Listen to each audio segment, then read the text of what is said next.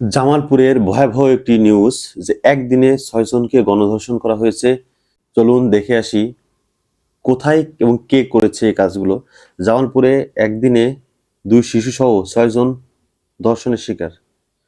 জামালপুর গত একদিনে ২ শিশুসহ ৬ জন নারী ধর্ষণের শিকার হয়েছেন। ভুক্তভোগীদের চিকিৎসার জন্য জামালপুর সদর হাসপাতালে ভর্তি করা হয়েছে। গত শনিবার বিকেল থেকে গত রোববার বিকেলের মধ্যে এসব ঘটনা ঘটে।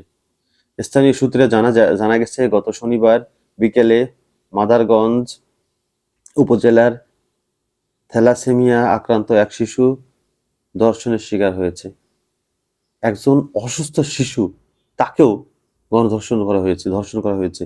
এ ঘটনায় মাদারগঞ্জ উপজেলার কড়াইচড়া ইউনিয়নের আওয়ামী লীগের সদস্য মাসুদুর রহমান ৪৫-এর বিরুদ্ধে মামলা করা হয়েছে। আওয়ামী লীগের নেতারা এখনো ধর্ষণ করছে, এখনো এত স্পর্ধা কোথা থেকে আসে? এটা বিএনপির, এর জন্য বিএনপি দায়ী। বিএনপি এর জন্য অবশ্যই দায়ী। বিএনপি যদি ধ্বংস হয়, পতন হয় এদের জন্যই। এই ধর্ষণ লীগের জন্য পতন হবে, বলে দিলাম।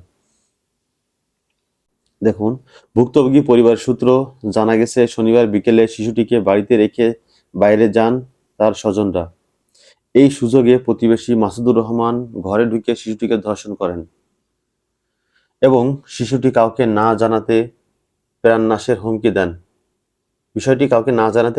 হুমকিও দেন। শিশুটি কান্নাকাটি করে তার মাকে বিস্তারিত জানায়। শনিবার রাতেই মাদারগঞ্জ থানার লিখিত অভিযোগ করা হয়। ঘটনার পর থেকে অভিযুক্ত মাসুদুর রহমান পলাতক রয়েছেন। এখন তাকে গ্রেপ্তার করতে পারি নাই। মাদারগঞ্জ থানার ওসি খন্দকার শাকের আহমেদ জানান, অভিযোগ পাওয়ার পরপর শিশুকে ডাক্তারি পরীক্ষার জন্য জামালপুর সদর হাসপাতালে পাঠানো হয়েছে। অভিযুক্তকে গ্রেপ্তারে পুলিশি অভিযান অব্যাহত আছে। এদিকে গত একদিনে জেলায় আরো ৫ জন ধর্ষণের শিকার হয়েছে। এগুলো কারা করেছে এটাও দেখুন।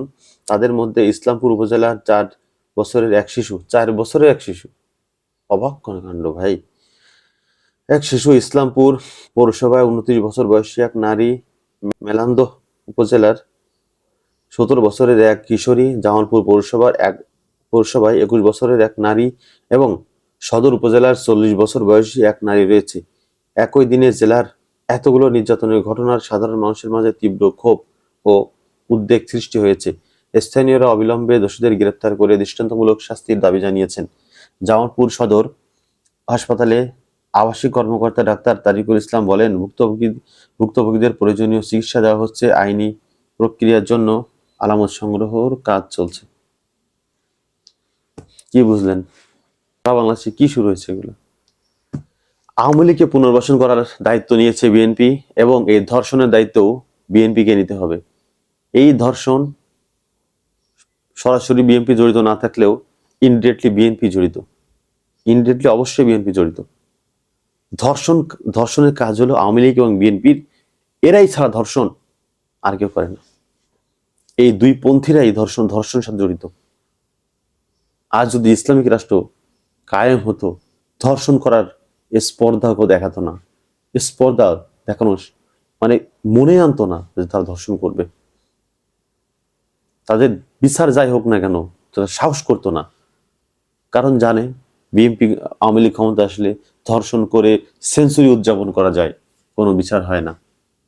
এটাই সেই দল যারা ধর্ষণকে বৈধতা দেয়, বিএনপি আওয়ামী লীগ। সেই দলকে আপনারা চান বারবার ক্ষমতায় আসুক এবং আপনার সন্তানদেরকে ধর্ষণ করুক, আপনার ওয়াইফদেরকে ধর্ষণ করুক? আপনারা চান এমন দল? ভিডিওটি ভালো লাগলে অবশ্যই লাইক, কমেন্ট এবং চ্যানেলটি সাবস্ক্রাইব করে রাখুন। ভিডিওটি প্রচুর শেয়ার করে দিন, সবাইকে দেখার সুযোগ করে দিন।